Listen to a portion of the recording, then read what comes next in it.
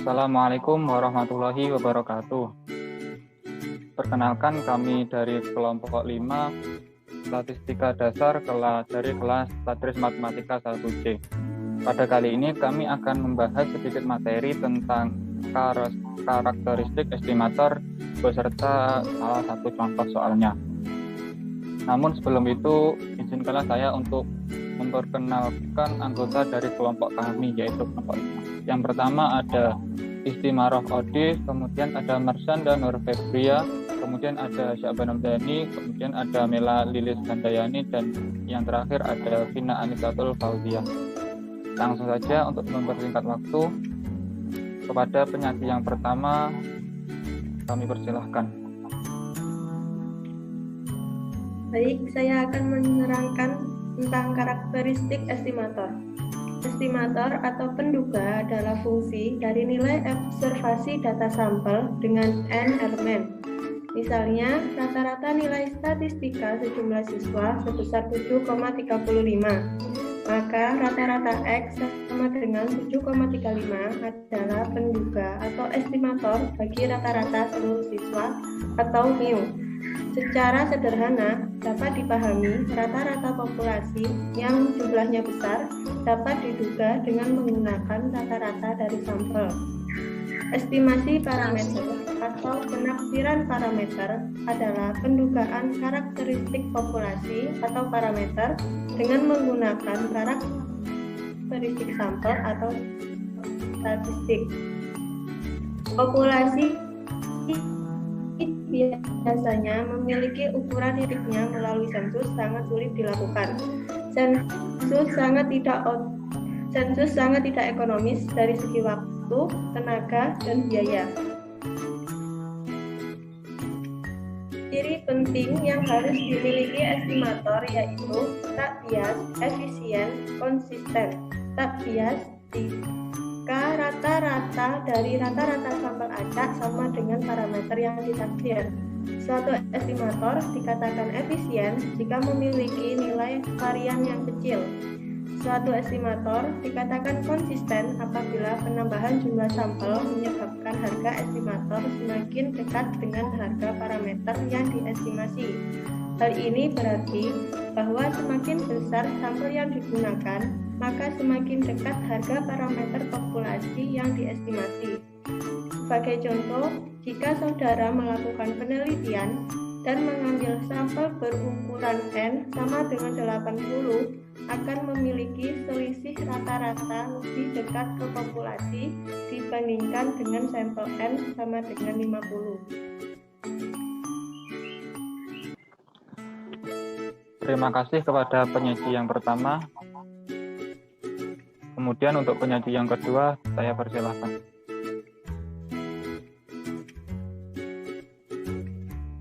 Materi selanjutnya, metode estimasi.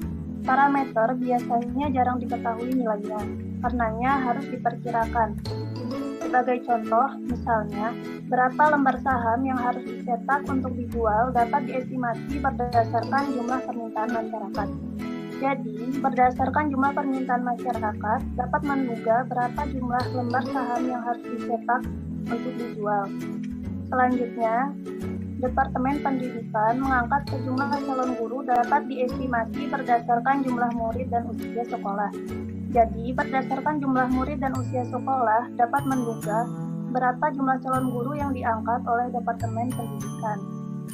Metode estimasi atau pendugaan terhadap parameter dapat dibedakan atas dua bagian, yaitu estimasi tunggal atau satu nilai dan estimasi interval atau estimasi yang dibatasi oleh dua nilai.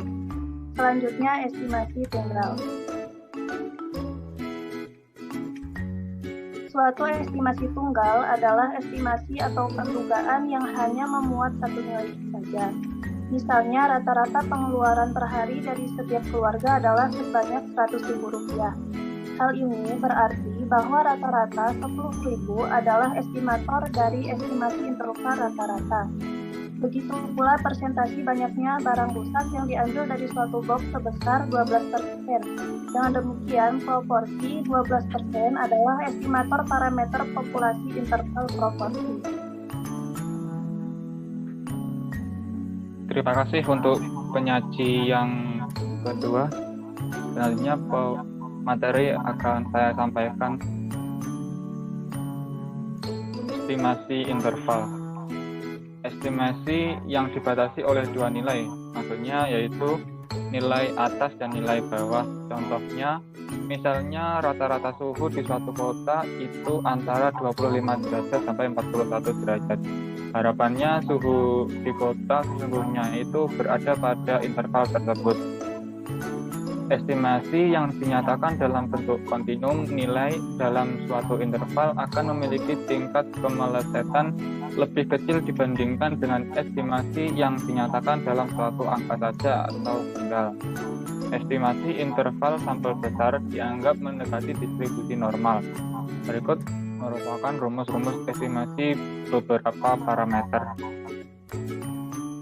Estimasi sampel besar dengan N lebih dari sama dengan 30. Estimasi interval rata-rata itu dirumuskan sebagai X plus minus Z alfa per 2 per tau per akar M. Kemudian estimasi interval perbedaan dua rata-rata yang dirumuskan sebagai X per 1 dikurangi X per 2 plus minus estimasi dikali X per 1 dikurangi X per 2. Kemudian ada estimasi interval proporsi yang dirumuskan sebagai P plus minus estimasi dikali akar PI per N.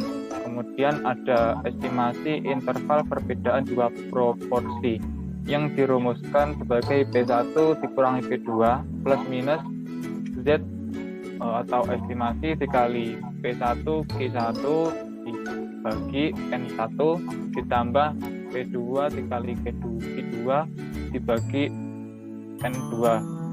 Kemudian ada estimasi interval median yang dirumuskan sebagai median plus minus estimasi dikali 1,253 standar deviasi dibagi akar N. Kemudian yang terakhir ada estimasi interval standar deviasi yang dirumuskan sebagai standar deviasi ditambah estimasi dikali standar deviasi per akar 2N.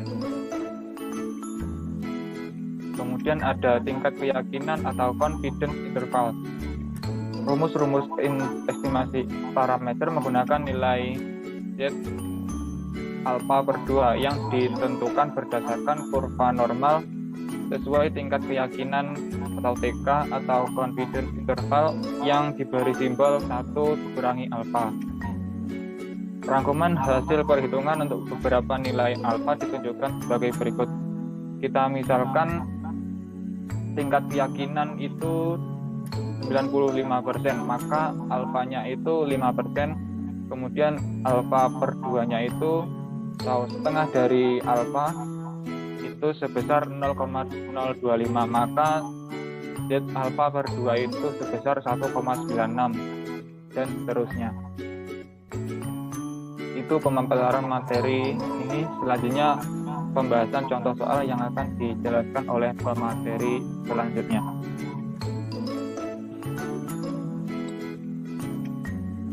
Baik, di sini saya akan menjelaskan mengenai penyelesaian contoh soal dari materi yang sudah teman-teman saya jelaskan tadi.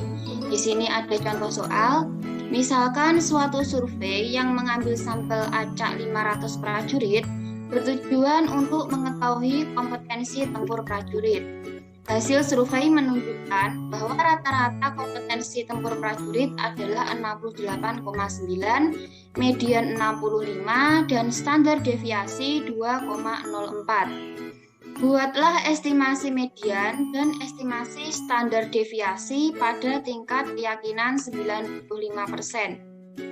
Penyelesaiannya, di sini pertama kita mengetahui bahwa N atau cacah sampel atau data itu 500. Rata-ratanya atau mean sama dengan 68,9. Mediannya 65, S atau standar deviasi sama dengan 2,04. Dan Z alfa per 2 atau kita ketahui estimasi parameter ini 1,96. Estimasi parameter ini bisa kita ketahui dari materi yang sudah teman saya jelaskan tadi di rangkuman hasil perhitungan yang tadi. Dari tingkat keyakinan 95%, jika kita ketahui bahwa tingkat keyakinannya ini 95%, maka dapat kita ketahui juga estimasi parameternya itu 1,96. Oke, lanjut.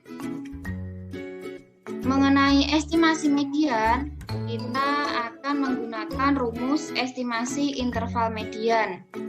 Yang rumusnya median plus minus Z alfa per 2 dikali 1,253 dikali S per akar N sama dengan 65 plus minus 1,96 dikali 1,203 dikali 2,04 per akar 500 sama dengan 65 plus minus 1,96 dikali 0,1143. Lalu kita dapatkan 65 plus minus 0,224 sama dengan 64,78 sampai dengan 65,22.